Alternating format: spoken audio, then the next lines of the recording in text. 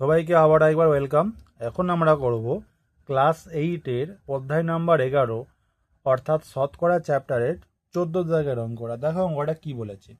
উৎপলবাবু অধিক ফলনশীল ধান বীজ ব্যবহার করায় ধানের ফলন 55% বৃদ্ধি পেয়েছে, কিন্তু তার জন্য তার চাষের খরচ 40% বেড়ে গিয়েছে।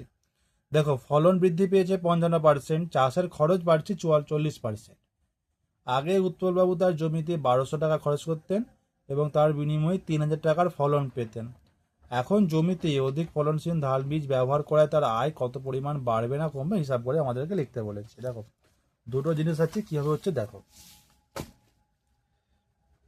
কি বলেছে, চাষের খরচ কতটা বাড়ছে? চাষের খরচ বেড়েছে কত? 40%। ওকে, আগে চাষের খরচ কত ছিল?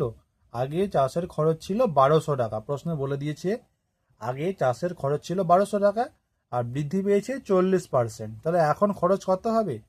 1200 গুণিতক 1 প্লাস 40/100 সমান 1200 গুণিতক 100 সঙ্গে 1 গুণ হলে 100 প্লাস 40 মানে 140/100। দুটো শূন্য কেটে দিলাম, 12 আর 140 গুণ করলে হবে 1680 টাকা। তাহলে আগে যেই খরচ হতো 1200 টাকা, 40% খরচ বৃদ্ধি পাওয়ার পর এখন খরচ হচ্ছে 1680 টাকা। একই রকমভাবে আমরা নির্ণয় করব ফলন কত টাকার হচ্ছে। দেখো, ধানের ফলন কতটা বেড়েছে? 55% বেড়েছে।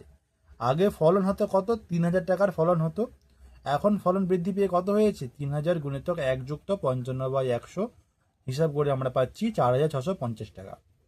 বোঝা গেল?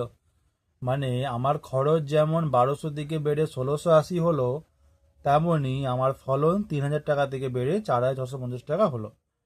আগে আয় কত টাকা হতো? দেখো, আগে ফলন হতো 3000 টাকা, খরচা হতো 1200 টাকা। দেখো না, 12,000 লেখা হয়ে গেছে।